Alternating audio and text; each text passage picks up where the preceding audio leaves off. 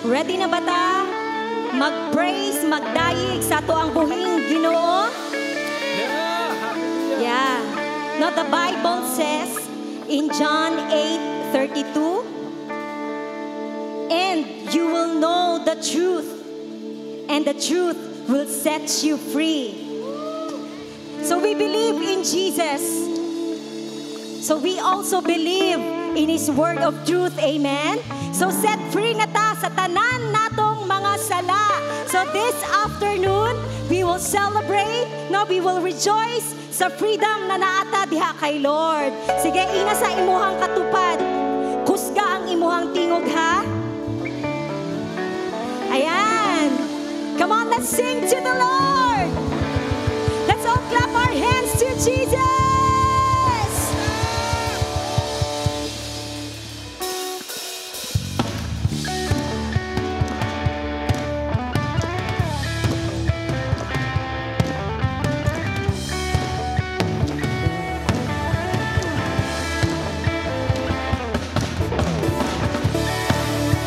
Everybody clap your hands. Sa taas.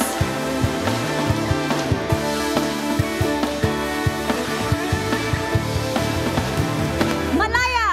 Malaya. Malaya, malayang malaya. Malaya. Malayang malayang malaya. Malaya. Malayang malayang malaya.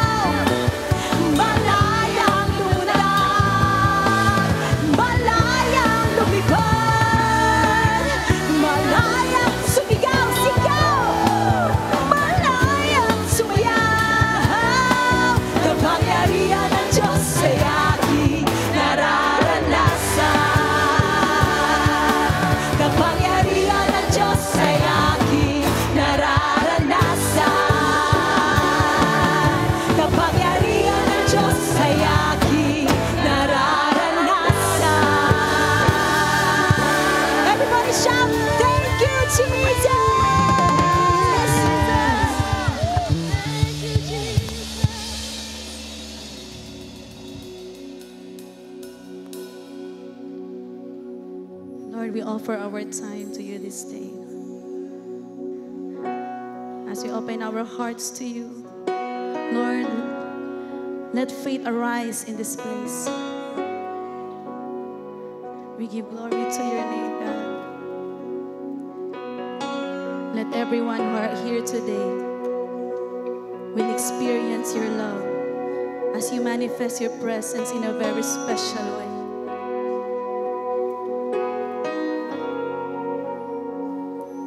And be still, there is a healer, and his love is deeper than the sea, and his mercy, it is unfailing, and his arms a fortress for the weak. And let faith arise,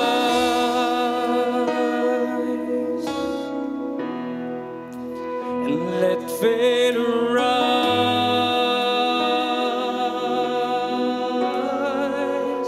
I lift my hands to believe again, and you are my refuge, you are my strength.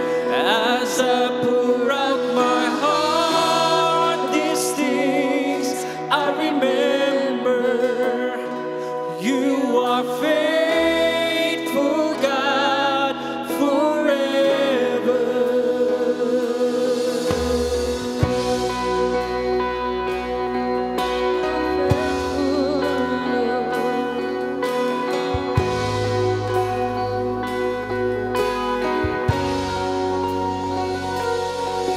Still, when there is a river, and that flows from Calvary's tree, a fountain for the thirsty, and pure grace that washes over me, and let faith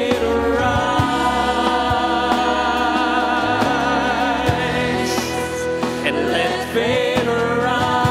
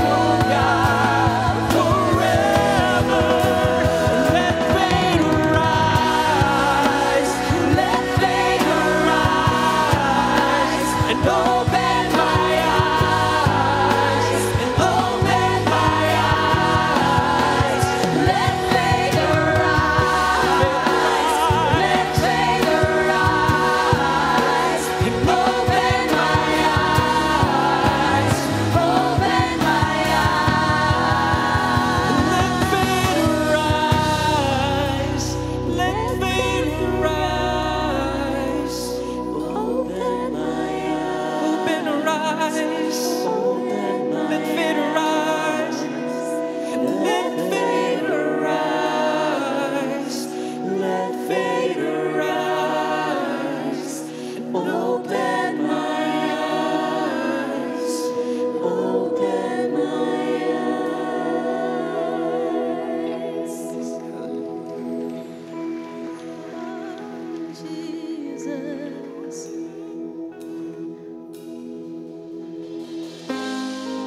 Right where you are right now, just say the name of Jesus.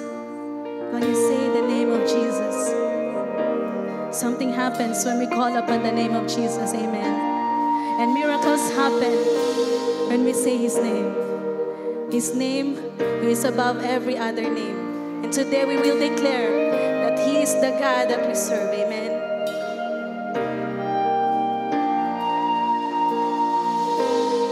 You're the same God today and the same God tomorrow.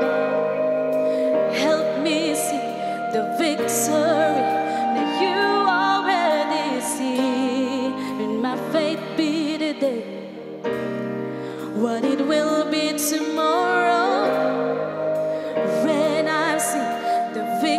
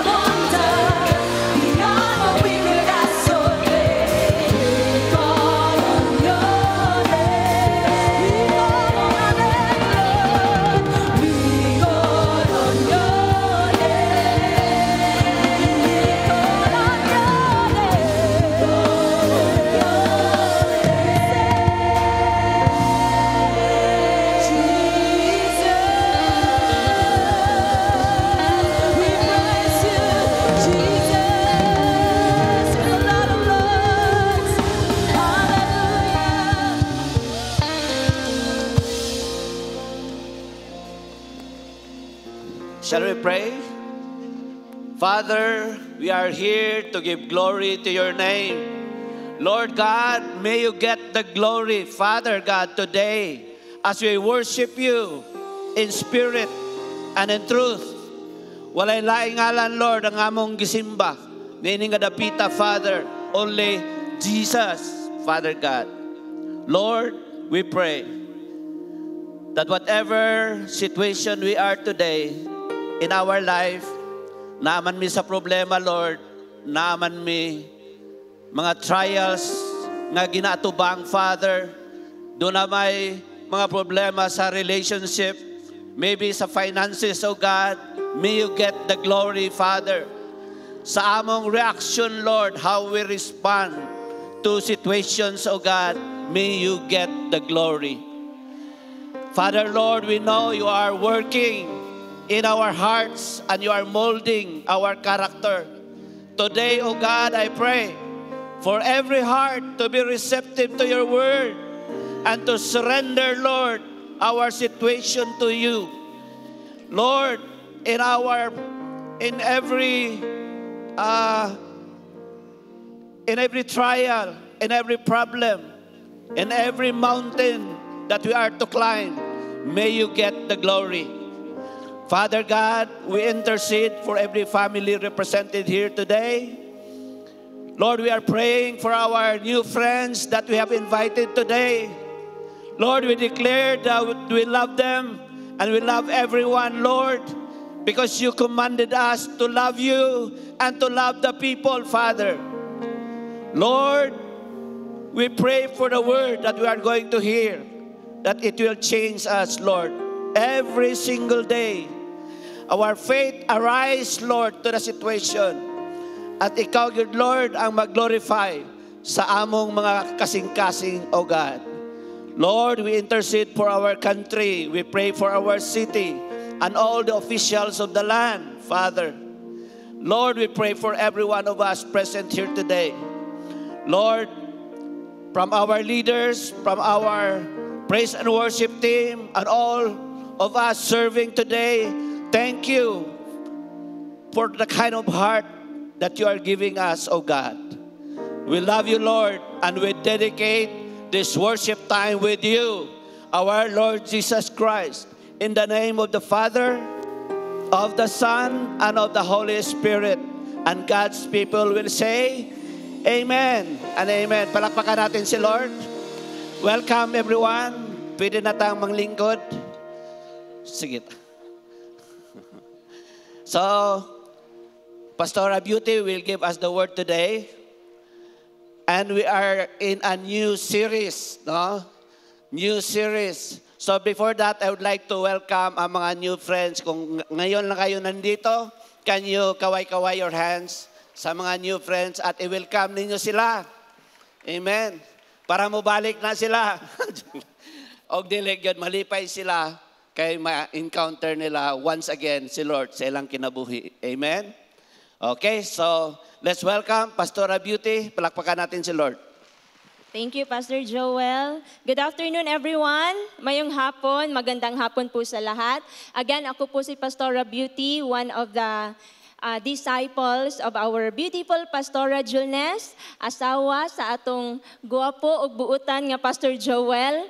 No, and I am also Pastor Chito's wife. I would like to welcome everyone sa ating Sunday service, especially ang ating mga new friends. Pwede ko bang makita ang kamay ng ating mga new friends? Pwede kaway-kaway po?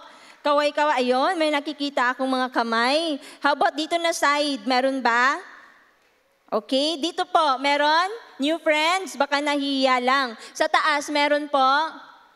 Okay, no? So, welcome on behalf of our senior pastors. Again, I would like to welcome everyone.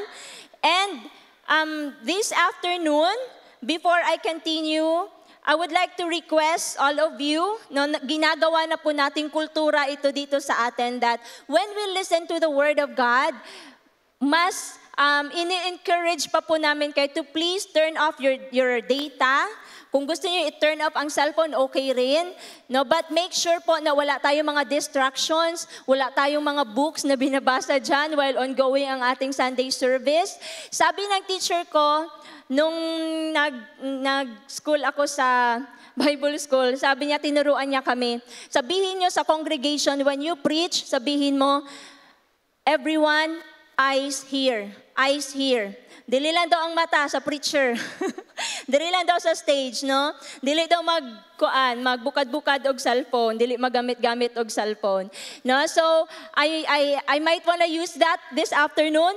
No, everyone, eyes here, no? Dinhi sa atong slides. Unya, no, let's focus and give our full attention sa Ginoo as we listen to His Word this afternoon. Amen? Sino po ang excited sa ating topic or sino ang excited sa message ng Panginoon ngayong hapon na ito? Yan, no? So ang mga excited po, makikinig po yan. Hindi po yan matutulog. Okay? No? So, sabi ni Pastor Joel, nasa series po tayo about Jesus. So, maganda po ang ating series from this month onwards. Now, we will be talking about Jesus. Everything is about Jesus. Ever since naman po, ang pinag-uusapan natin dito sa church ay all about Jesus. Tama po? So, last week, si Pastor Joel, he spoke about Jesus, the fulfillment of the law. Si Tora lang jud naminaw tong Sunday ba? Jesus, the fulfillment of the law. Ang takeaway ko po sa preaching ni Pastor Joel last Sunday is that dahil hindi tayo perfect, meron bang perfect dyan? Wala? Ingon gani sa akong bana, mas gani ang perfect, mamali pa doon na to pronounce. Perfect, no? Perfect. Diba? Dahil hindi tayo perfect, kinailangan ng ating Panginoon na maging tao para pumunta dito sa mundo, mamatay sa cross. Kailangan niyang pagdaanan lahat ng yon para ma-fulfill ang law at para ma-fulfill ang prophecy. Okay? Dahil hindi tayo perfect, si Jesus na. Siya na. Siya ang perfect. Siya lang ang may kakayanan na i-fulfill ang law. Wala kahit isa dito sa atin. Kaya all we have to do is what? Put our faith in the Lord Jesus Christ. Yan lang po ang dapat nating gawin kasi siya ang perfect na Panginoon. Okay? So this afternoon, hindi ko na po patatagalin pa. Ang title ng ating topic ay Jesus and the Desperate. Sino po ang mga desperate ngayong hapong ito? When we say desperate, this afternoon, gusto ko po meron tayong uniform na understanding about being desperate. It doesn't really have to be something na grabe talaga ang pinagdadaanan mo. Of course, that is desperation, that you are so desperate for something. Alam mo po, kahit na meron ka lang simple need, konting need, no? I want you to consider yourself this afternoon as desperate. Okay? Desperate or to be desperate is to have a great need. Or kahit meron lang simple need. Okay? Being desperate is to have a pressing concern or to have a pressing need in life. So sino pa ang mga desperate dito? Sino pa ang may mga needs dito ngayong hapon? Can you please raise your hands? Ayan. Lagay po natin ang kamay natin sa ating dibdib. Let's all pray. Declare this prayer with me. Heavenly Father, I come before you with a humble heart this afternoon. Lord, I am desperate. I am in so much need of you. Oh God, open my heart. Let me listen to your word and satisfy me and meet my needs this afternoon through your word and through your presence. In Jesus' name I pray. Amen. Ang scripture po, it is filled with desperate people. Merong example sa Old Testament pa lang sa Abraham, an old man. He was desperate for God to fulfill His promise for him na magkakaanak siya. Sino pa? Moses. He was given a seemingly impossible task to lead a people only to find himself in the middle of what? No? Caught between an army and the sea. An army, Egyptian's army and the sea. So desperate for God's help. Lord, papaano kami makakatawid? Sabi mo, i-deliver mo ang mga Israelites from Egyptians. And here we are right now. Here I am right now, leading these multitudes of people. Paano kami tatawid? May dagat. He was desperate. And also si David. David was running for his life from Saul. Si King Saul wanted to kill him. And he turns to the Philistines and must present himself as insane. Nagpretend siya na buang-buang para dili lang siya isurrender sa mga tao kay Saul. Okay? And there are a lot of stories pa in the Bible about desperate people. Again, to be desperate is to have a great need. And we don't want to be desperate. Diba? We don't want to be desperate. We like calm. We like peace. We like control over situations. Labi na ang mga choleric, melancholic, phlegmatic, okay lang. Mga humana siguro ang problema, tsaka kanya pa na-realize, ay may problema, gali. Diba? Pero pag choleric ka, melancholic, you don't want to be out of control. You don't want to be desperate. There is this quote by Elizabeth Elliot in her book, Everlasting Arms. Nakasulat doon, He makes us wait. He referring to God. He keeps us on purpose in the dark. He makes us walk when we want to run. Sit still when we want to walk. For He has things to do in our souls that we are not interested in. Diba? Gusto ng Panginoon, umupo ka lang. Ikaw gusto gid ka magtindog-tindog. Gusto ni Lord, lakat lang. Ikaw dagan gid ko, Lord, para mahumanda yon. Para matapos agad. Gusto na, Lord, wait ka lang. Ikaw, Lord, mga saawan ako. Diba? No? So, si Lord talagang may ginagawa sa atin. He makes us wait. So, ang ating scripture reference this afternoon is found in Mark chapter 5, verses 21 to 43. So, I'm not going to read all the verses at once. No? Dadaanan natin siya as our topic progresses this afternoon. This passage can also be found in Luke chapter 8, verses 40 to 55, at nasa Matthew chapter 9, 18 to 25 din po ito. But for this preaching, I am using Mark 5, 21 to 43. Let's read Mark 21 to 22. And when Jesus had crossed again in the boat to the other side, a great crowd gathered about him, and he was beside the sea. Then came one of the rulers of the synagogue. I want you to remember that. Rulers of the synagogue. His name is Jairus. And seeing him, he fell at his feet. Nung nakita ni Jairus si Jesus, lumuhod siya. And implored him earnestly, saying, My little daughter is at the point of death. Mamamatay na ang aking anak. Come and lay your hands on her so that she may be made well and live. Mamamatay na ang aking anak, halika sumama ka. I-pray mo siya para siya ay gumaling. Number 1, Jesus. Let's talk about Jesus and the faith of the desperate. Number 1, desperate person dito si Jairus. Jairus, as mentioned doon sa verse na binasa natin, ruler of the synagogue. Pag ruler of the synagogue ka sa panahon nila, ibig sabihin pala niyan, administrative officer or supervising the worship. He is the one supervising the worship. It was his duty to select the readers or teachers in the synagogue. Sino yung magbabasa ng law? Sino yung magbabasa? Siya ang mag-a-assign? And he was also assigned to examine the discourses of the public speakers.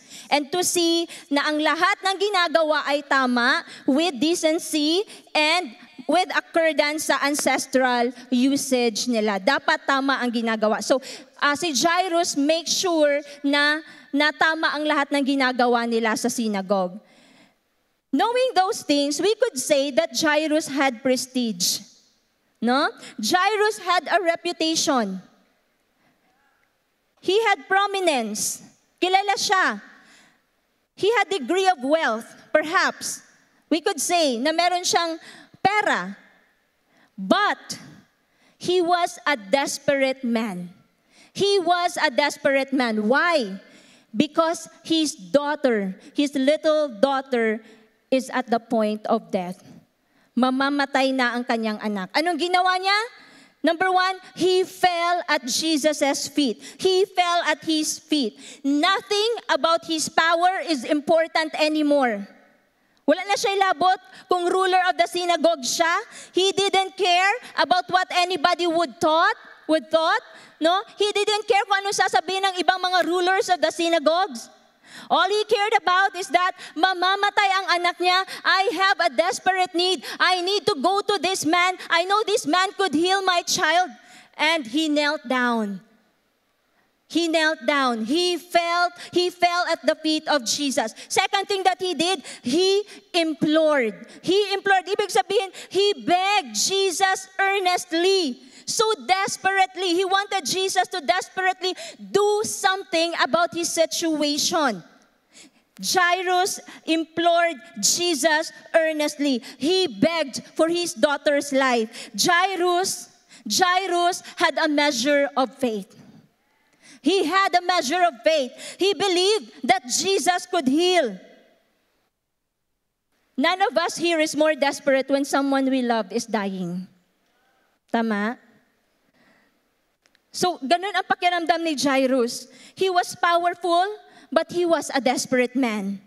His young daughter was dying. He put aside his power. He put aside his prestige, even his dignity, to make an urgent request. To make an urgent request of Jesus. No matter what the other synagogue officials would thought, lumapit siya kay Jesus. He had a measure of faith and he was willing to exercise that faith regardless of anyone's opinion of him. And let's go to verse 24. And he, referring to Jesus, went with him. Lumapit si Jairus kay Jesus, nagbeg siya kay Jesus, and then Jesus went with him. That means Jesus responded. Jesus heard Jairus. Narinig niya si Jairus. Nakita niya may pangangailangan si Jairus. He was responding. Jesus was on his way. And still in verse 24, ang sabi doon, and a great crowd followed Jesus, and thronged about him. Nakapalibot kay Jesus, napakadaming tao. And he was on his way to Jairus' house. But let us all read verses 25 to 29. And there was a woman who had a discharge of blood for 12 years. May babae na may hemorrhage, bleeding for 12 years, who had suffered much under many physicians. Ang dami niya ng doktor na pinuntahan, and had spent all that she had. Naubos ang pera niya sa pagpapagamot. But, ano nangyari? She was no better, but rather grew worse. Naubos ang pera niya, lumala pa ang sakit niya. She had heard the reports about Jesus and came up behind him in the crowd and touched his garment. Narinig niya ang reports about kay Jesus, usap-usapan about kay Jesus. For she said, if I touch even his garments, kung magunitan na ako, maski ang iyang fringe, no, maski ang sid-sid lang sa iyang damit, I will be made well. And in verse 29, and immediately the flow of blood dried up. And she felt in her body that she was healed of her disease. Let's talk about this bleeding woman. Number 2, desperate person. What was her situation? Verse 25 described her situation. She had hemorrhage for 12 years. 12 long years. Ang mga babae, 3 to 5 days lang dugoon. Magdysmenorrhea. Ate, di na ko ka-life group, di ko kabangon. Di ko kasimba karunti, kusog ka akong dugo. And this woman here, bleeding for 12 long years.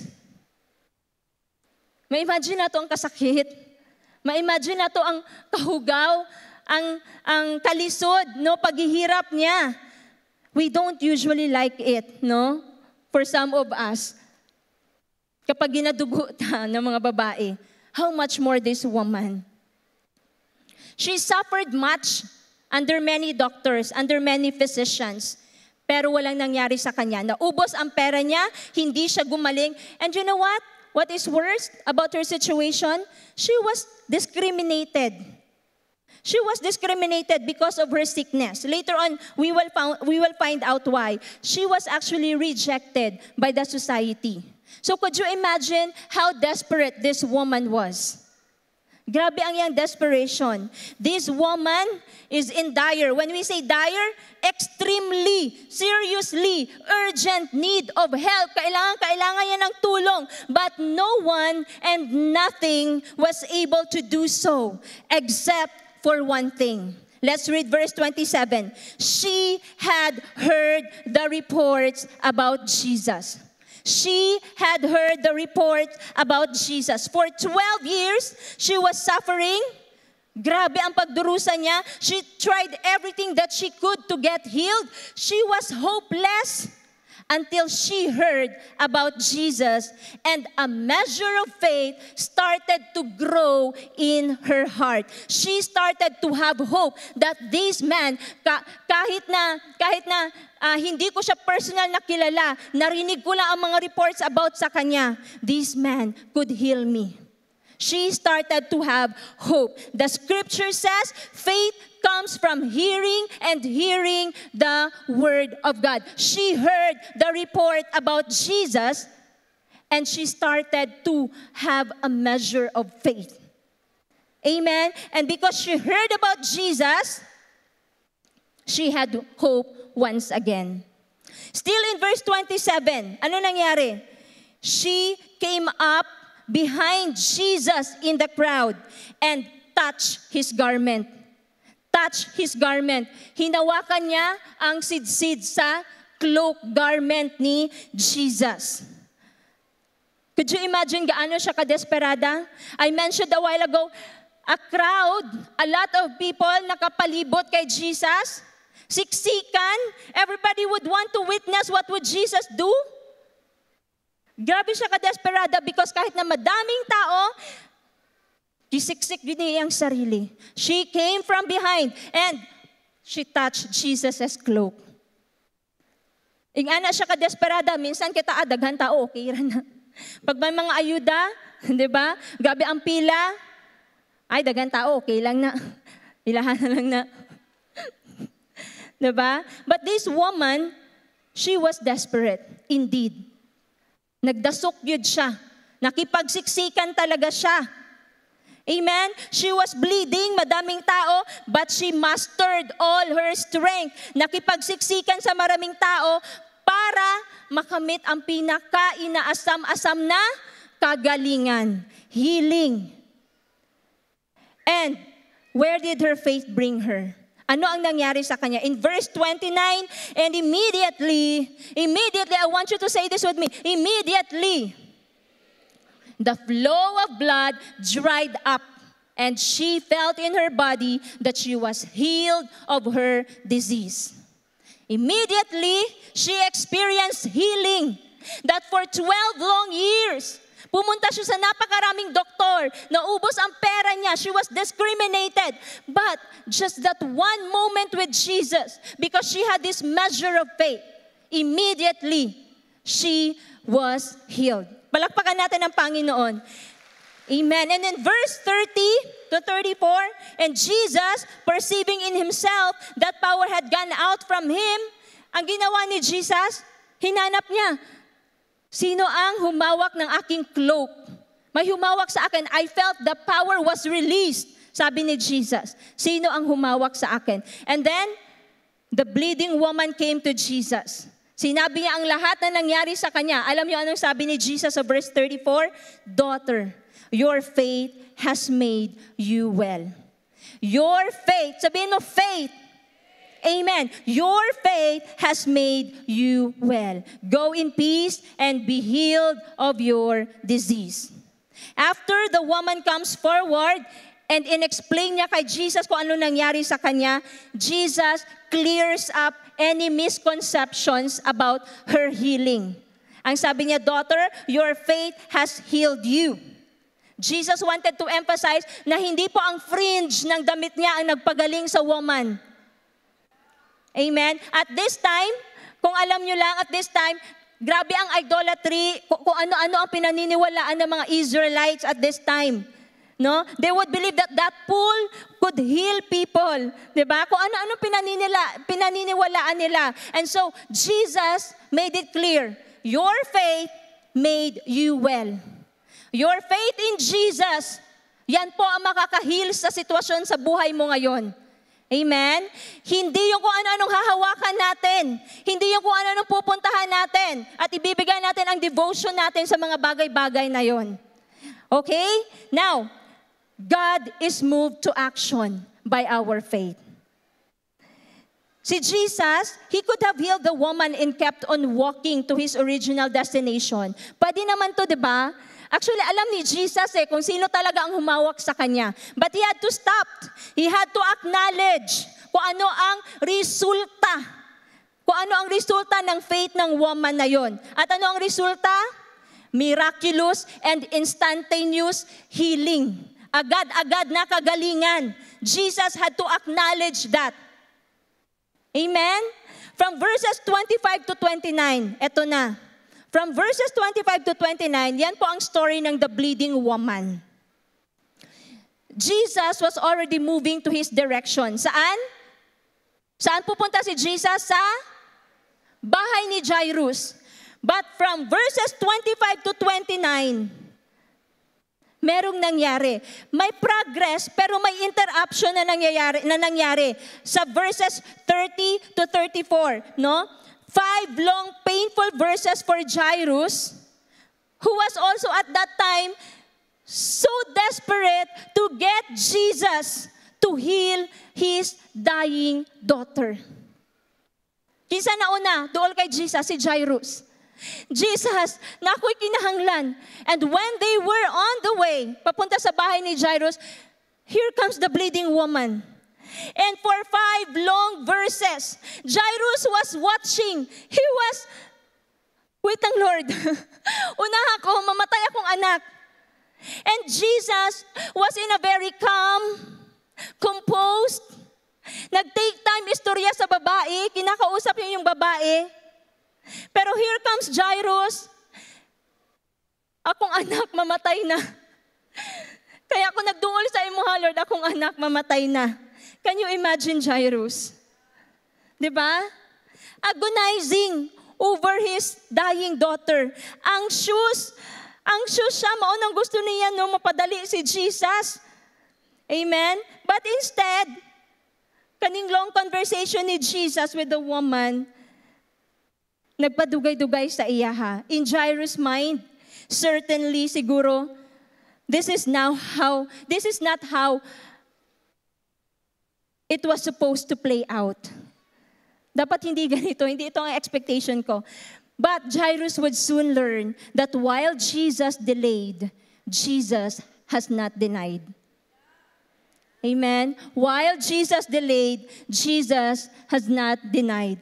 Ang pagkakaantala, gi-google gud nako ni para matagalog. Ang pagkaantala ay hindi pagtanggi. Usahay dugay pero wa ka gidinay sa Ginoo. Amen. Usahay dugay pero wala ka gidinay sa Ginoo. And in verse 35, eto na, while he was still speaking, habang nagsasalita si Jesus, kinakausap niya ang bleeding woman, there came from the ruler's house some who said, patay na ang anak mo, Jairus. Why trouble the teacher any further? You see? Siguro sa isip niya, kung nagdalhi pa lang ka, Jesus, naabtan ng tanatubuhi akong anak. Based on what transpired, no, it seems that Jairus' plan did not work as he expected it to be. Amen? Oftentimes, when we are desperate, when we are in great need, or kung meron lang tayo, minsan nga kahit hindi great need, talagang choleric lang tayo na gusto natin may solusyon kaagad, alam natin, we know where to take our needs. Alam natin kung saan tayo pupunta. We take our desperation to Jesus. We know that. But we also usually take our plans as well. We take our desperation to Jesus, pero may game plan din tayo. Lord, ito ang gusto ko na gawin mo. Ito ang gusto ko, Lord. Ito lang ang time, ultimatum dapat at this time, Lord, okay na ni siya. We take our desperation to Jesus, but we usually take our plans as well. We give God directions, instead na tayo ang dapat humingi ng clear directives or directions sa Panginoon. Jesus stops for 5 painful long verses at kinausap niya yung babae. Nakatingin si Jairus. I want you to remember these 3 things when you experience delays. Few things to remember in the delays. Number 1, God is always working. God is always working. God is actively at work in circumstances. Do you know the story of Joseph sa Old Testament? Si Joseph, sa Genesis 39, si Joseph was sold into slavery. Binenta siya ng mga kapatid niya, ending up in prison. Wala siyang kasalanan, pero nakulong pa talaga siya sa Egypt. At every painful turn of events, God had a plan. But it seemed na ang mga plano ng Panginoon kay Joseph was always delayed over and over. Dahil sa mga pangyayari in between, ang daming nangyari. Yet, alam niyo po sa Genesis 39, basahin niyo po pagdating sa bahay ninyo. 4 times in Genesis 39, we are reminded the Lord was with Joseph. The Lord was with Joseph. Nung pinenta si Joseph kay Potiphar, the Lord was with Joseph. Na-prosper ang bahay nila, Potiphar, the Lord was with Joseph. Pero nagkaroon ng problema, Joseph was accused of raping the wife of Potiphar. Nakulong si Joseph, but the Lord was with Joseph. Every time, the Lord was with Joseph. Pero alam niyo nangyari, ang tagal bago natupad ang plano ng Panginoon kay Joseph. But the Lord was with Joseph. Meron ka ba mga plano para ang tagal? The Lord is with you. Amen? That phrase means God is actively at work in the circumstances of Joseph. He is actively at work. He is not just a passive observer na tinitingnan, okay, ano mangyayari next? Okay, next. Hindi po ganyan ang Panginoon. Okay, He is actively at work. He is at work in our circumstances as well. He is at work at your circumstances, even if we do not see or if we do not immediately see the evidence. He is at work at your circumstances. May ginagawa ang Panginoon.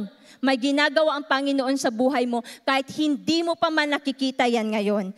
Amen? Number 2, God works according to His sovereign timetable. We know the story of Abraham, right? Si Lord, He has His own timetable. Merong sariling timetable ang Panginoon. He works according to His plan, in His way, and in His time. God is forming something in Jairus, that expediency. May ginagawa si Lord sa puso ni Jairus na hindi kayang gawin ng pagmamadali ni Jairus. Alam mo yon?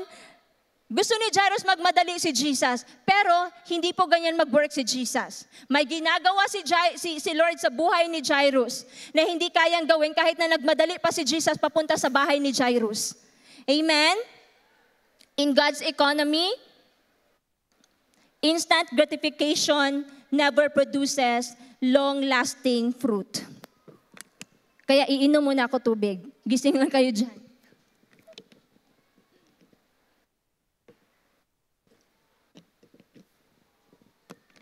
Thank you for waiting. It's still part of God's plan. Okay? No? Instant gratification doesn't produce long-lasting fruit. It doesn't produce eternal fruit. In the book of Psalm, this psalmist must have also experienced this. Kasi sa Psalm 46, verses 2 and 10, Sinabi niya, therefore, we will not fear though the earth should change and though the mountains slip into the heart of the sea. Cease striving and know that I am God. In ESV, therefore, we will not fear. Hindi ako matatakot. No, though the earth gives way, though the mountains be moved into the heart of the sea, be still and know that I am God. Amen? Be still and know that I am God. Kahit na ang tagal, Lord, gusto ng Panginoon, itatak natin sa isip natin, know that He is God. Alam niya ang ginagawa niya. Ang Genesis 18:14, story of Abraham, it is a reminder to us. God has promised Abraham a son. Tama? Sino nakabasa sa Genesis dito? Amen? Tanawa daw imong tapad kung natulog na, pakimata daw. No? God has promised Abraham a son. But over 20 years, tapos na ang 20 years, pero wala pa ring son, wala pa ring anak. Maliban sa mess na ginawa nila with Hagar. Okay? And in verse 14, there is a message from God to Abraham. Sabi niya, is anything too difficult for the Lord? At the appointed time, I will return to you. At this time next year, Sarah shall have a son. Notice the word appointed time. Sabihin mo nga, appointed time.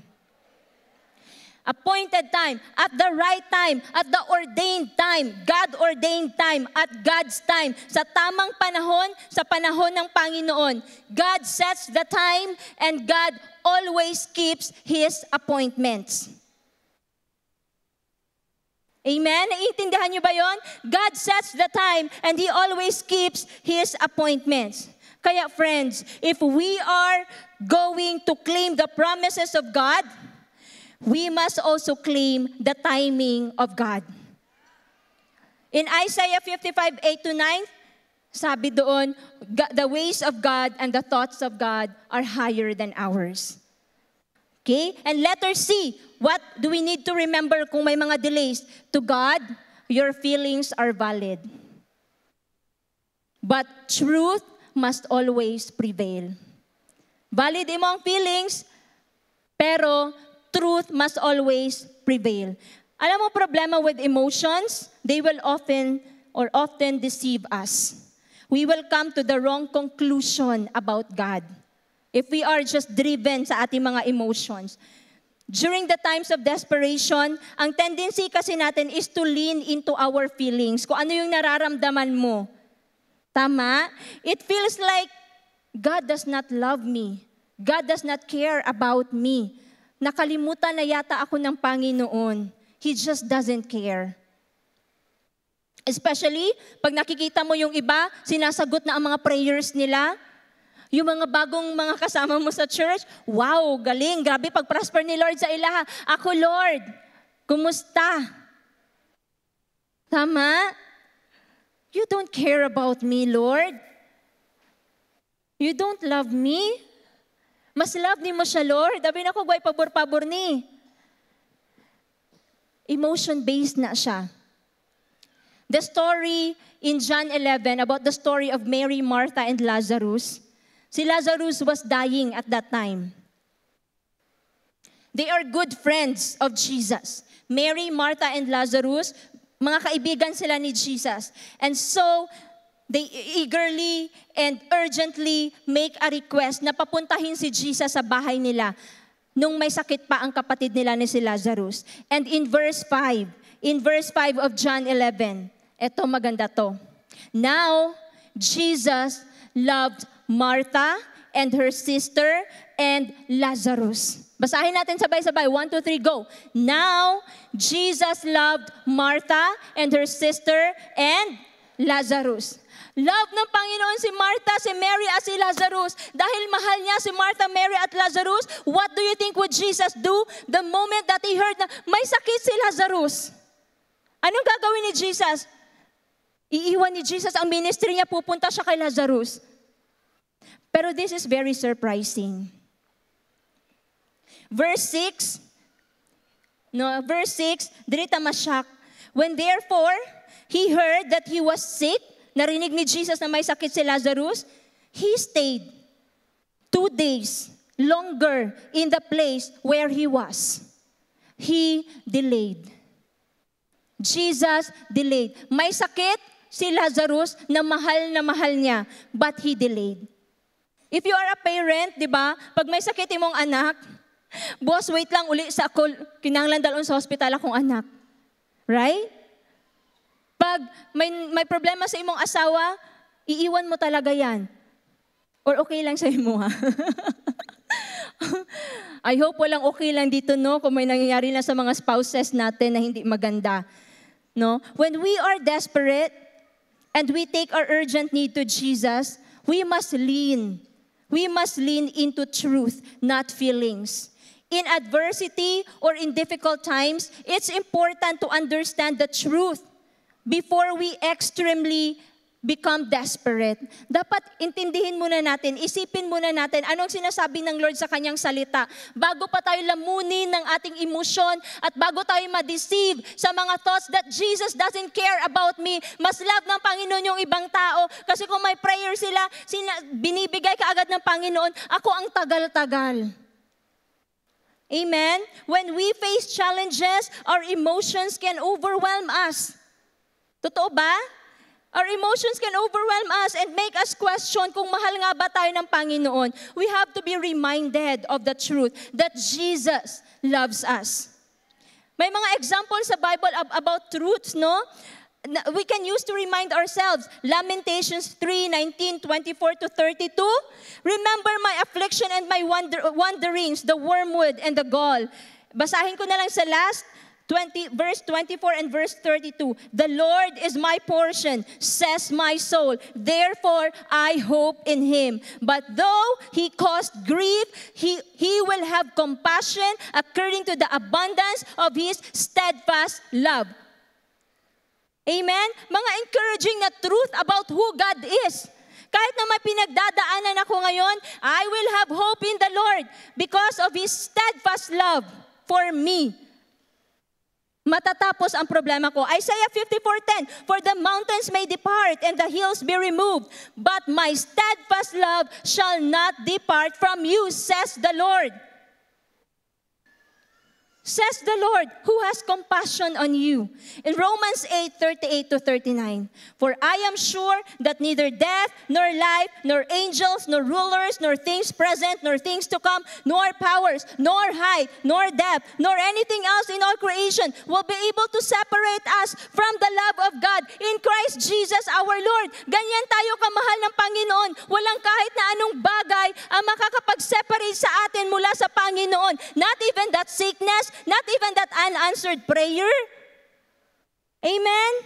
Not death, not life could ever separate us from the love of God. Ganyan tayo kamahal ng Panginoon. Truth will anchor us in the hope that is ours. Kung alam natin yung truth about God, we will never run out of hope. Kahit ano pang nakikita natin sa physical. Sometimes, we get too consumed with our situations. And when God seems to be very silent, kapag tahimik na ang Panginoon, we tend to forget about His greatest expression of love towards humanity. Kapag overwhelmed tayo ng problema natin, nakalimutan na natin ang Romans 5:8.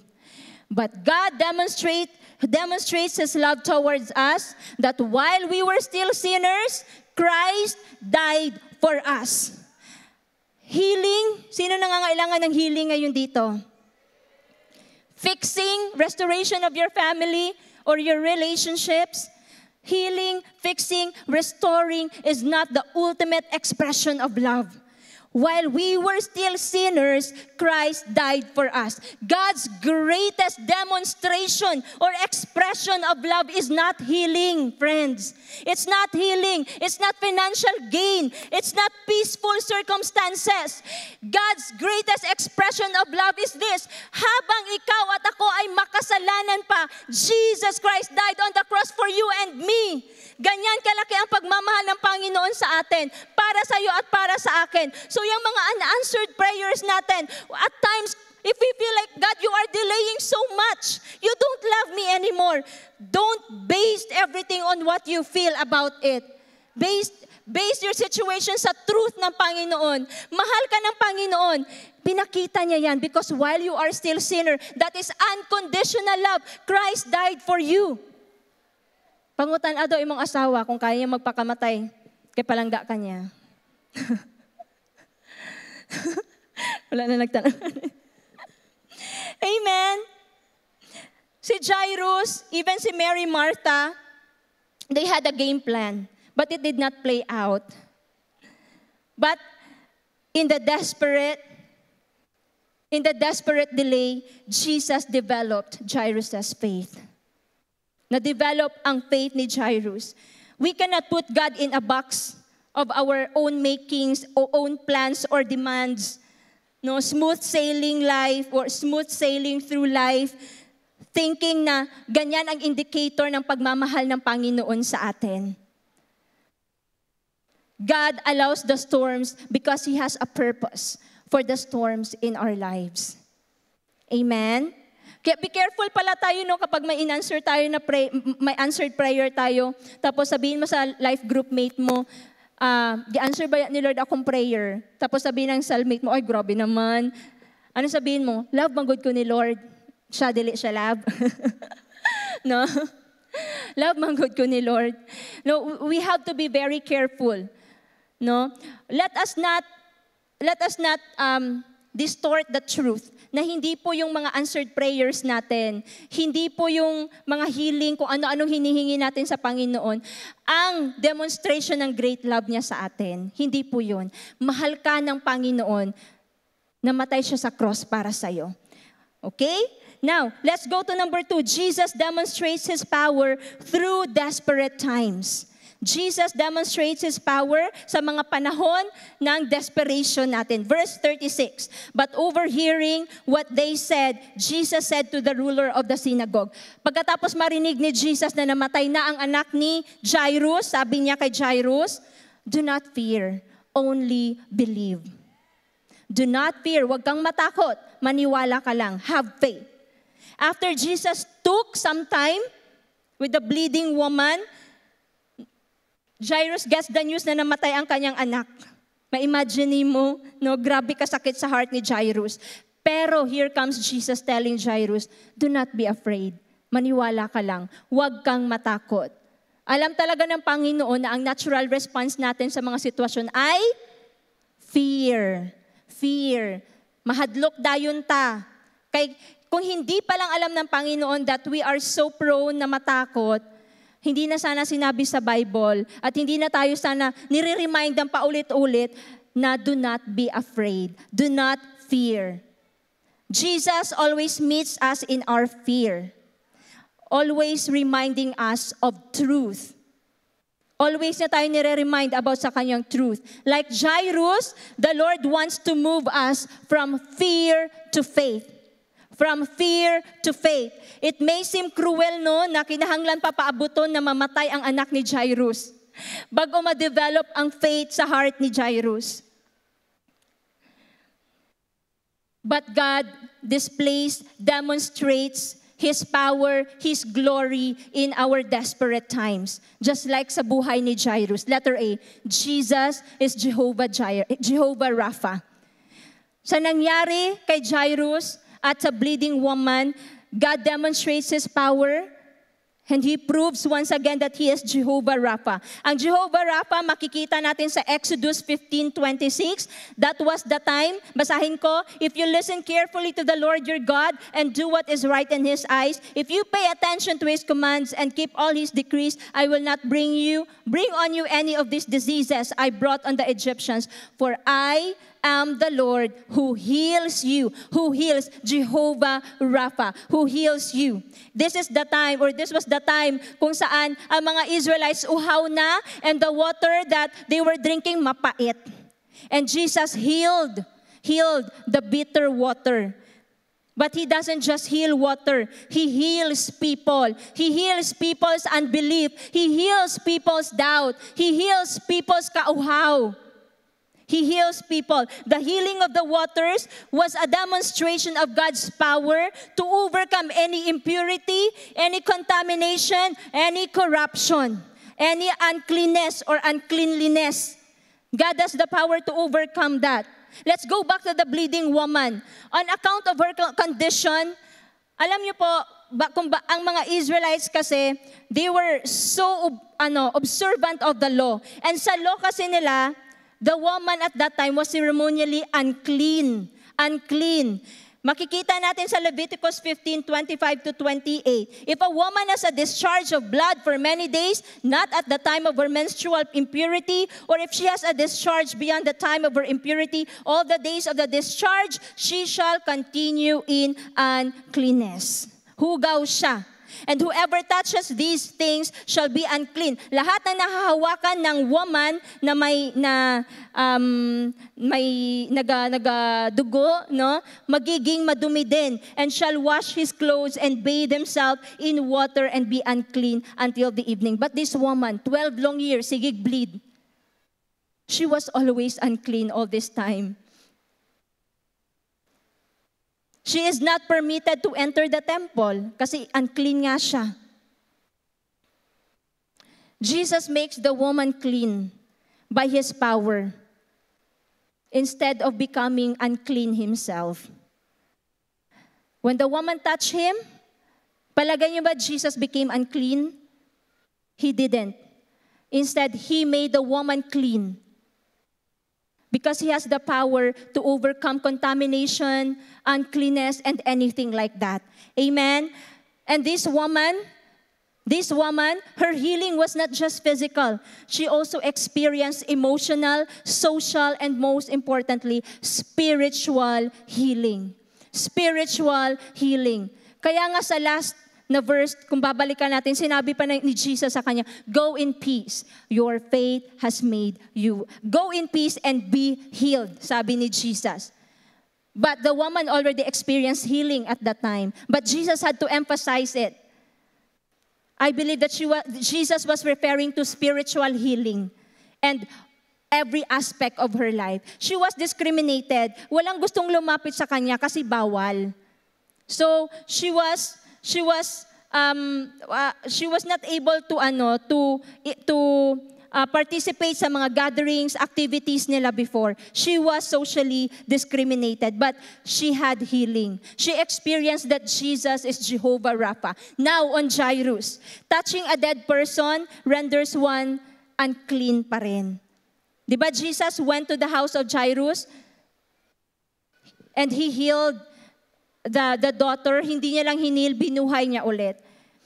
And sa kanilang panahon dati, that was also unclean. Mababasa natin sa Leviticus 22:4 and Numbers 19:11. Ma-flash din na. I'll just read Numbers 19:11. Whoever touches the dead body of any person shall be unclean 7 days.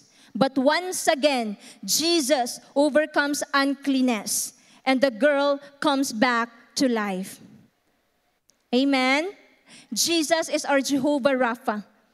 Jesus is our healer. Jesus is your healer. And letter B, Jesus is the resurrection and the life. Jesus restored Jairus' daughter to life. Binuhay niyang muli ang namatay na anak ni Jairus. Mababasa natin siya sa verses 37 to 43. And this is the evidence in verse 42 na nabuhay talaga ang anak niya. Sinabi ni Jesus sa verse 41, taking her by the hand, He said to her, Talitha kumi, which means, little girl, I say to you, arise. Patay na ito siya ha. Sabi ni Jesus, little girl, I say to you, arise. And in verse 22, immediately the girl got up. Hala noon, sa kaya to no? Tulog siya. Na ma-imagine niyo, siguro na makakurat, no? Got up and began walking. It's an evidence na talagang nabuhay siya. She was 12 years old, kaya nakakapaglakad na siya. And they were overcame with amazement. Na-amaze silang lahat na nandoon sa room. They were amazed. Mama, Papa, at ang 3 disciples ni Jesus. And another evidence na buhay na talaga, alam niyo ano, pinakain siya ni Jesus. Ang sabi ni Jesus sa mama niya, pakainin mo siya. Gutom siya. Gutom ka ba? Praise God, buhay ka kasi gutom ka. Okay? Sleepy ka ba? Ayaw pagtulog. Okay, Martha is talking with Jesus after her brother has died. Sabi ni Martha sa kanya, Jesus, the grieving Martha told Jesus, patay na si Lazarus, pero sana kung nandito ka, na-heal sana si Lazarus. Pero anong sabi ni Jesus sa kanya? Sa John 11:25, I am the resurrection and the life. He who believes in me shall live even if he dies. I am the resurrection and the life. Apparently, itong story of the two desperate families, ang story ni Jairus, ang story nila Mary, Martha, and Lazarus, demonstrates the glory and power of Jesus to raise dead to life. Kayang-kayang gawin ni Jesus yan. Jairus' and Martha's desperation stir up their faith to believe that Jesus is able to perform a miracle. Jesus was able to perform a miracle. When Jesus said, ako ang resurrection at ako ang buhay, He was claiming to be both. He was claiming na siya ang resurrection, siya ang life. He was claiming to be the source of resurrection. He was claiming to be the source of life. There is no resurrection apart from Christ. And there is no eternal life apart from Christ. Amen? And beyond that, Jesus was also making a statement concerning His divine nature. Ang Panginoon lang talaga ang makakagawa niyan. Bubuhay ng patay, si Lord lang ang may power na gumawa niyan. Magbigay ng eternal life, ang Panginoon lang ang may power na makapagbibigay sa atin yan. It is His divine nature. He does more than giving life. Sobra pa ang kaya niyang gawin. Bakit? He is life Himself. Hindi lang siya nakakapagbigay ng buhay, siya talaga ang buhay, si Jesus. And therefore, death has no ultimate power over Him. Kaya kaya niyang bumuhay ng patay. Because Jesus is life, He is resurrection. Death has no power over Him. And Jesus bestows the spiritual life sa lahat ng naniniwala sa Kanya. This kind of spiritual life, binibigay ng Panginoon sa iyo, sa akin na naniniwala sa Kanya, para magkaroon din tayo ng experience, triumph over death. Triumph over death. I am referring to spiritual death. I am referring to eternal death. Lahat na naniniwala kay Jesus, magkakaroon ng victory, triumph over spiritual death and over eternal death. Amen? Amen. Nasa 1 John 5:11-25 po yan. Okay. And this is the testimony. God has given us eternal life, and this is in His Son, Jesus. Whoever has the Son has life, and whoever does not have the Son of God does not have life. Believers in Jesus Christ will experience resurrection. Why? Having the life Jesus gives, dahil sa life na binigay ni Jesus sa atin, it is impossible for death to defeat us. Kasi ang buhay na meron tayo, this life comes from God, and this is eternal because our God is eternal. So it is impossible for death to overcome us. Kaya one day, we will all be resurrected. Yung mga namatay na natin na mga loved ones, na nasa Panginoon na they will all be resurrected. Amen? 1 Corinthians 15:53-57.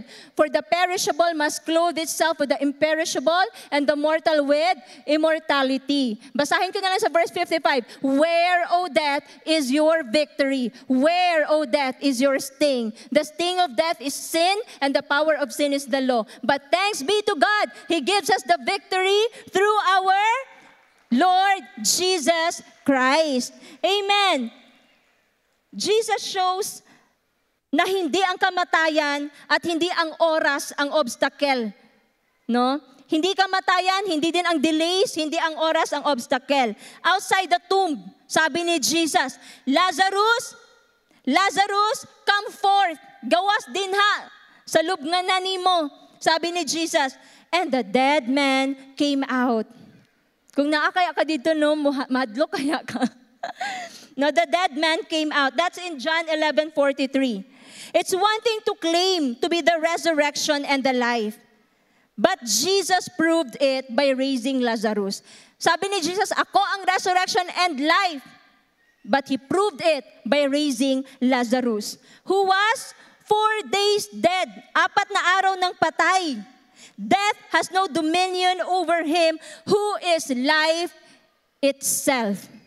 Si Jesus ang life, nor does death have dominion over those who are in Him. Because He lives, we live. Dahil buhay ang Panginoon, buhay din tayo. At habang buhay tayong mabubuhay sa langit. Because He is life, we have eternal life. Amen? Ang statement ni Jesus that He is the resurrection and the life, it provides a godly perspective on several spiritual matters. At first, akala ni Martha, the resurrection was something that will happen, it is an event lang. No? Akala ni Martha, it will just happen one day. Yun ang resurrection. But Jesus taught her, tinuruan siya ni Jesus with all the evidences, kasi nabuhay si Lazarus, that resurrection isn't just a thing. It's a living person. It is Jesus. Resurrection is Jesus. Martha used to think eternal life was a distant idea. Akala ni Martha, eternal life ay pag namatay na tayo, okay, we will enjoy eternal life. But Jesus kindly made her realize na ang eternal life ay personal relationship with Jesus Christ.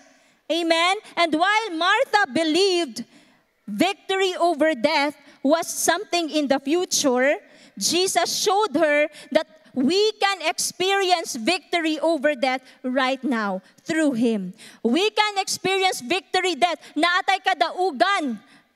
Naatay victory over death, and we can experience it right now. My question is that, what kind of resurrection do you need right now? Or are you already dead spiritually? Do you want your passion for Christ to be resurrected? Are you in a desperate situation? Do you have a family problem? Feeling mo ang layo-layo mo ba sa Panginoon dahil sa kasalanan? How about your faith? Do you want your faith to be resurrected? Your peace, your joy, your boldness to share the gospel? Nothing is impossible with Christ. He is the resurrection and He is life. Amen? Amen. Both are equally miraculous. Ang nangyari sa anak ni Jairus at kay Lazarus, both are equally miraculous and both result in life. Nabuhay sila. And for our application right now, I want all of us to meditate on these 3 things. What are you desperate for? Ano yung mga desperation mo sa buhay? Bring your desperate need to Jesus. Believe He is sovereign, He is supreme, and He works in a supernatural way. Kahit anong klaseng desperation meron ka ngayon. Second, do you have acquaintances? May mga kakilala ka ba, kaibigan ka ba, that you are aware of na nakaka-experience ng desperation? Pwede ba nating ipagpatuloy ang ginagawa natin, mag-share ng truth about Jesus Christ so that more people, kagaya ng the bleeding woman, can be miraculously healed. They can also hear the reports about Jesus, the truth about Jesus. And so they too could come to Jesus and receive healing in every aspect sa kanilang buhay. And number 3, is there any aspect of your life that feels stagnant and in need of a fresh start? Yung feeling mo wala kang progress. Remember that even in difficult times, God has the opportunity to demonstrate His power and reveal His glory. Sa pinagdadaanan mo ngayon, if you are desperate, God can reveal His power, God can reveal His glory. Amen. Just a short testimony. Before I became a Christian, I had a very literally chaotic na family, no? Our life, grabe ka, ang gubot, no, na kinabuhi. went to MSU for college. And kahit bata pa ako, I was already desperate. I already knew how it is to be desperate. Alam ko na. We were financially, mahirap talaga. Ang family, talagang gubot. We were deprived of so many things. When I went to college, I know, Jesus. Gi-orchestrate niya na lahat. And during my college days, He found me. And He saved me. He rescued me. One day, I was also invited in a church sa CCFI. And I started to experience the love that I haven't really experienced nung lumalaki ako. Totoong love. And when I joined the encounter, I had a breakthrough. I experienced healing, emotional healing, mga wounds na binitbit ko since bata pa ako hanggang naging college na ako. I experienced healing. I received forgiveness and I learned to forgive. It's because I encountered the Lord Jesus and I put my faith in Him. Naniwala ako that this Jesus alone could fix me. This Jesus alone could heal me. At that time, more than financial healing, more than any healing that I needed, kailangan ko ng spiritual healing, kailangan ko ng emotional healing at that time. And God is faithful. He found me. Iya akong gibira sa pit kung asa ko. He forgave me my sins. He healed me from my sins. He cleansed me from my sins. God is my Jehovah Rapha. And I never thought, never dyan ako naisip that I would become a pastor. Be preaching His word. Because kung alam niyo lang paano ako lumaki, I was very shy. Dahil sa mga pangyayari sa buhay namin, sa family background. Even Pastora Julnes, teacher ko nung college professor, she would always tell me, si Beauty, guhapa na, pero pag maglakat na, magduko-duko na. I never had the confidence. But God healed me. Because God healed me, right now, si Lord din, little by little is healing my family, my siblings, our family. God is my Jehovah Rapha. In my desperation, hindi ko akalain na gagamitin pala ng Panginoon yon para i-display niya, ipakita niya sa akin ang kanyang power, ang kanyang glory. He is the resurrection. He is the life. He resurrected me from that tomb where I was. He gave me life. He gave me eternal life. And this is eternal life. This is my life. This is our life ng aking husband. Joyfully serving the Lord. Pursuing the Lord. Preaching His word. Discipling people. This is the life. This is the kind of life na prepare ng Panginoon para sa akin, para sa amin. And not only that, the most recent, hindi naman pulingid sa kaalaman ninyo, aside from that healing, God has put so much faith in our hearts na mag-asawa. Ako din, no? So much faith.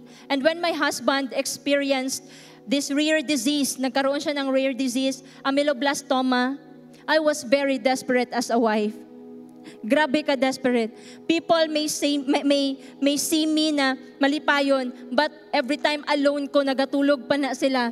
Every time mag-sleep, nagatulog pa akong bana, akong mga anak, I would wake up and desperately approach the throne of grace of God and plead Him for the healing of my husband. Lord, heal my husband. I-heal si Chito. Of all part sa lawas diri pagid, no, sa sa mouth area na pwede makapugong sa iyahan na mag-preach sa gospel. I would desperately come to God every time, no, morning, evening, I would beg for my husband. And you know what? I presented him my game plan. Lord, I believe you can heal him even without doctor's intervention. Kahit dili mo pa-opera akong bana, Lord, you could heal him. That is truth in the Bible. Tinuod man pud na. But that was my game plan. That was my game plan. Iba ang plano ng Panginoon. Bakit? Para ipakita niya sa amin mag-asawa how faithful, how powerful, how glorious He is. Isa sa naghinder sa amin, bakit medyo natagalan talaga ang financial situation namin. We started, nag-ipon kami para sa operation. We went to the hospital. God directed us, clear directions. Dinala niya kami sa tamang doktor. After ng ilang doktor na pinuntahan namin, dinala niya kami sa tamang doktor. And nung naoperahan na siya, nasa hospital na, habang nasa room kami, we were just praising, worshiping the Lord, praying for His successful operation. And every time mo abot ang bill sa hospital, every day mag-update, medyo makulbaan ka. So all the more na po ka, Lord. Tabang ang bill sa hospital. But you know what? Grabe ka glorious, grabe ang power sa Ginoo. Nagawas mi sa hospital, wala mi nagbayad maski piso. Glory to God, no? Salamat sa spiritual family. Wala akong nag-expect, Jude, no? Ang ako lang, Lord, nag-ipon mi kwarta. Kung ano lang yung pera namin, I believe, Lord, na i-provide mo din kung ano ang kulang. But God showed us His power, His glory in our desperate times. Ang gusto ko, Lord, i-heal mo po ang husband ko because that's more miraculous. Without divine intervention, i-heal niya ang husband ko. That's more miraculous, tama? But He had a different plan. Iba sa game plan ko. And mas na-experience namin ang power ng Panginoon. So 4 days pa lang na na-separate ko sa akong mga anak. Grabe na nga torture sa mama. But God made me realize, lahat ng pangangailangan mo, even ang mga anak mo, take care ko na yan lahat. Hindi niya pinabayaan ang mga anak ko. Maraming salamat sa lolo at lola, mga ninangs, ninongs. Thank you. God will provide everything miraculously. Amen? He will show His power, His glory. What is your desperate situation right now? Are you living in desperation today? Or perhaps sa edge lang ng desperation? Are you taking your request to God? And it seems like, Lord, ang tagal. Are you leaning into your own plans, your feelings, hindi sa truth ng Panginoon? God is at work. May ginagawa ang Panginoon. Desperation is a place of great grace and God's attentiveness. He is still the resurrection and the life. Sometimes, with bold deliverance, katulad na nangyari kay Lazarus, bold deliverance, or sometimes with a whispered promise of daily provision. Just like what happened sa anak ni Jairus. Discreet lang, sila lang ang sa room. Walang nakakita, sila lang. Certainly, desperation changes us as we trust Christ in it and through it. It changes the way we pray. Tama? Mas nag-grow tayo the way we pray, the way we worship God when we are desperate, and the way we live. Mas nag-grow yung knowledge natin about who God is during desperate times. Friend, Jesus has not denied you, even if He delays, kahit matagal. He is working all things together for His eternal purpose. He is developing your faith, and He will demonstrate His glory in you and through you. Amen? Palakpakan natin ang Panginoon. Right now, I want to speak to our new friends.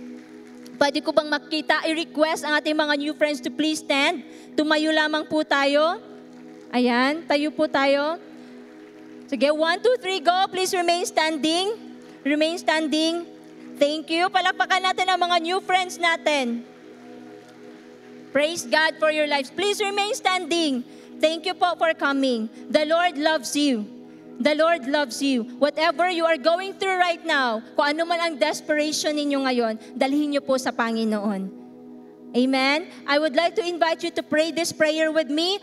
Put your faith in the Lord Jesus Christ, who is the resurrection and the life, who is Jehovah Rapha, who is glorious and powerful. Your Lord and Savior. Okay lang? Pray this prayer with me, with faith, by faith. Okay? Sunod lang po kayo. Let's pray. Heavenly Father, thank you for loving me unconditionally. Habang ako ay makasalanan pa, ikaw ay namatay sa krus. Panginoon, patawarin mo po ako sa aking mga kasalanan. I know I need a Savior. I need you, Lord, to rescue me from my desperate situation. Right now, I open my heart and I receive you, Jesus Christ, as my Lord and personal Savior. Starting today, I pray that, Lord, ikaw na ang mag-take control ng aking buhay. Starting today, I will obey you, I will follow you, and I will have faith in you because nothing is impossible with you. Thank you, Jesus, for dying on the cross for me. You are indeed the resurrection and the life. I love you, Lord. In Jesus' name I pray. Amen and amen. Let me pray for all of you. Lord, thank you. Thank you for everyone who received your word with humility. And thank you for everyone who is ready and willing to bring their desperation to you, oh God. Lord, you see every need and you will meet every need. You will satisfy every desperate soul. You will forgive every sin. You will heal every sickness, be it physical, emotional, spiritual sickness. There is healing in the name of Jesus. Miraculous healing in the name of Jesus. And thank you that you are able to do it. Because you are our God, so miraculous, so powerful, so glorious. Thank you, Jesus. Thank you, Jesus. Let our faith arise, oh God. Let faith arise in this place to believe that nothing is impossible with you, oh God. Thank you, Lord, for your word. Thank you for changing our hearts. We love you. We praise you. We thank you for everything, oh God. In Jesus' name we pray. Everybody will say, Amen. Good afternoon and God bless everyone.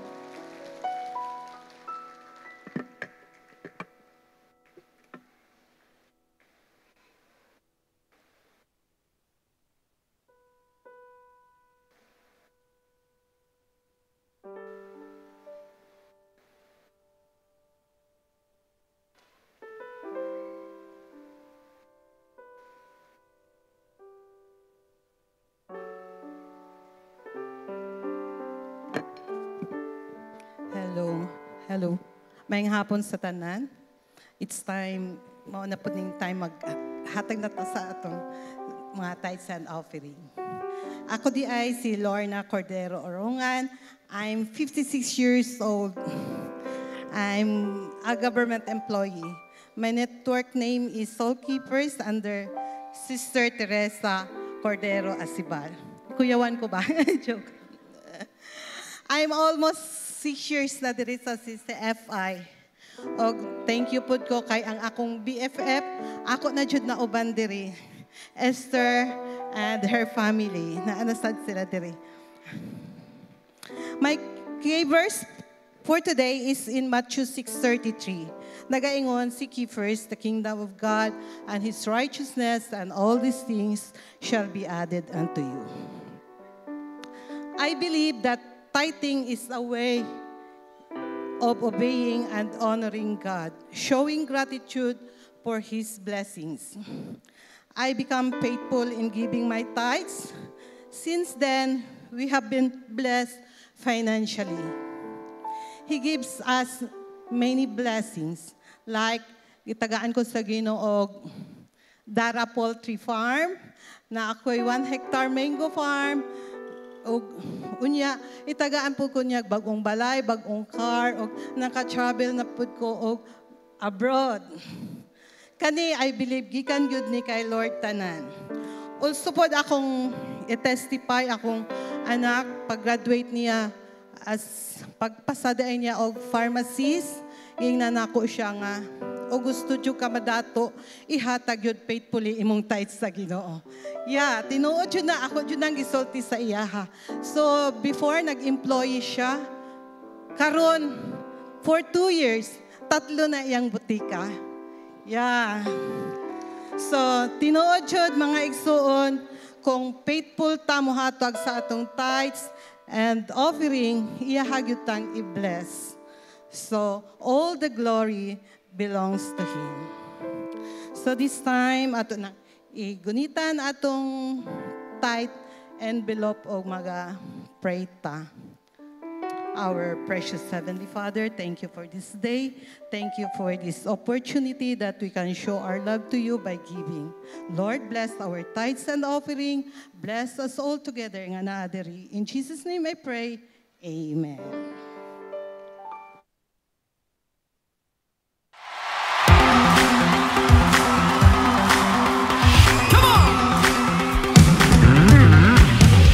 Good day, everyone, and welcome to Christian Church Fellowship International. Welcome especially to our new friends today. Stay tuned for our announcements.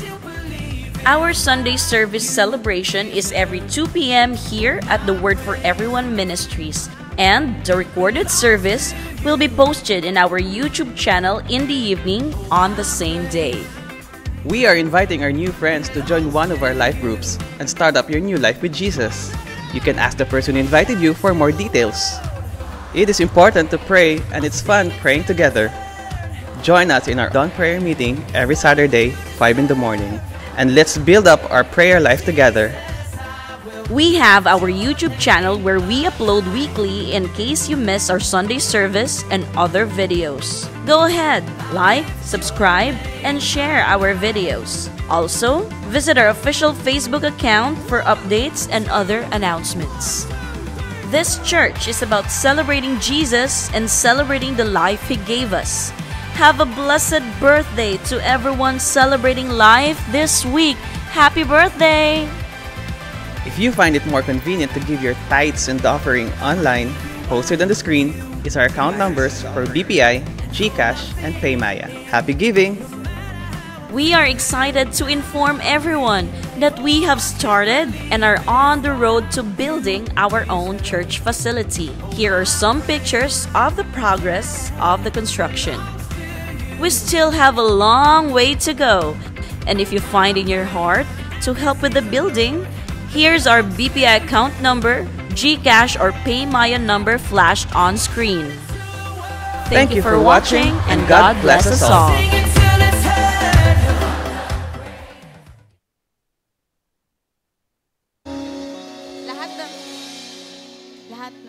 Lahat na nananalig kay Lord ay tatayo. And as we sing this song, let's have that faith in our hearts. Amen. Let's raise our hands and be in the receiving mode.